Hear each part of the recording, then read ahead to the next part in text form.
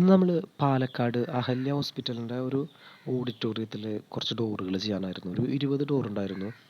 അതിൽ ഫ്രണ്ട് ഡോറുകളൊക്കെ വളരെ വലുതായിരുന്നു.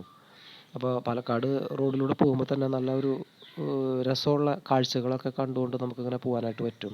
ഇപ്പോൾ മഴക്കാലമൊക്കെ ആയതുകൊണ്ടാണോന്ന് അറിയില്ല, ഫുൾ നല്ല പച്ചപ്പും കാര്യങ്ങളൊക്കെ ആയിട്ട് നല്ലൊരു ഫീൽ തന്നെയാണ് ആ റോഡിലൂടെ പോകുമ്പോൾ നമുക്ക്.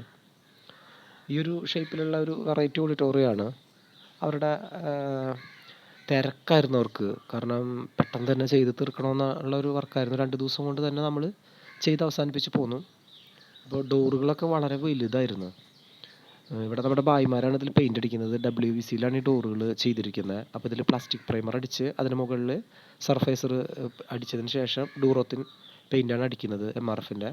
ഒക്കെ പെട്ടെന്ന് പെട്ടെന്ന് തന്നെ ഭായിമാർ ചെയ്യുന്നുണ്ട്. കാരണം 4 ദിവസം കൊണ്ടാണ് ഈ ഒരു 20 ഡോറ് ഭായിമാർ പെയിൻ്റ് അടിച്ച് ഞങ്ങൾ വരച്ച് ഫിനിഷ് ചെയ്തിരിക്കുന്നത്. അപ്പോൾ ഇതൊരു 5 ദിവസം കൊണ്ട് തന്നെ ഇതിൻ്റെ മാറ്റടിയും തീർക്കും. അപ്പോൾ വളരെ ഫാസ്റ്റായിട്ട് വർക്ക് ചെയ്യുന്നൊരു ഭായിമാരായിരുന്നു അവിടെ ഉണ്ടായിരുന്നത്.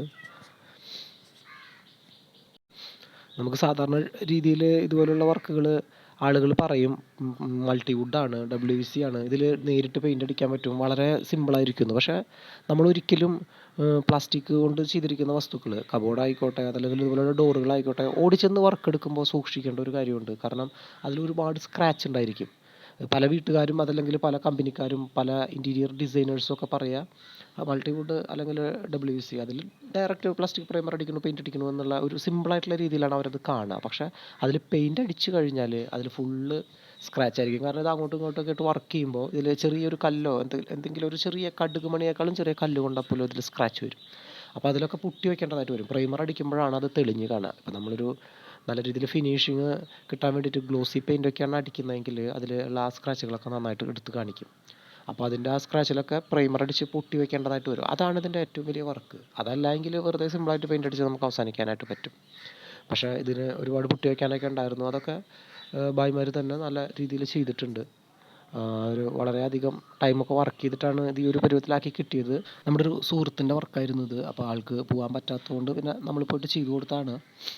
അപ്പോൾ ഇതിവിടെ അധികം സമയമൊന്നും ഉണ്ടായിരുന്നില്ല ചെയ്യാനായിട്ട്. കാരണം ഇവിടെ സൗണ്ടും ലൈറ്റും ഒക്കെ സെറ്റ് ചെയ്യാനായിട്ടുള്ള ആളുകളൊക്കെ വന്ന് ഇങ്ങനെ വെയിറ്റ് ചെയ്യുമായിരുന്നു. അപ്പോൾ ഇത് ചെയ്ത് തീർന്ന് കിട്ടിയാലാണല്ലോ ഇതിൻ്റെ പേപ്പറും കാര്യങ്ങളൊക്കെ പറിച്ചെടുത്ത് വൃത്തിയാക്കിയാലാണ് ഇത് ഫിനിഷ് ചെയ്യാനായിട്ട് പറ്റുക. ഫ്ലോറൊക്കെ ക്ലീൻ ചെയ്യാനായിട്ടുണ്ടായിരുന്നു അവിടെ.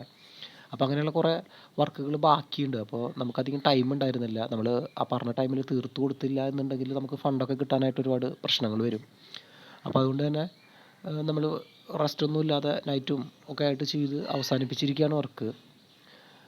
ഇത് വളരെ സിമ്പിളായിട്ട് മാസ്കിൻ ടേപ്പൊന്നും ഒട്ടിക്കാതെ നമ്മൾ വലിയ രീതിയിലും അങ്ങനെ ഇങ്ങനെയൊക്കെ ആക്കിയിട്ട് ഒരുവിധം അങ്ങ് അവരുടെ ആവശ്യത്തിനനുസരിച്ച് നമ്മൾ ചെയ്ത് തീർത്ത് കൊടുത്ത് നമ്മളിപ്പോൾ നൈറ്റിൽ തിരിച്ച് വീട്ടിലോട്ട് പോന്നിരിക്കുകയാണ്.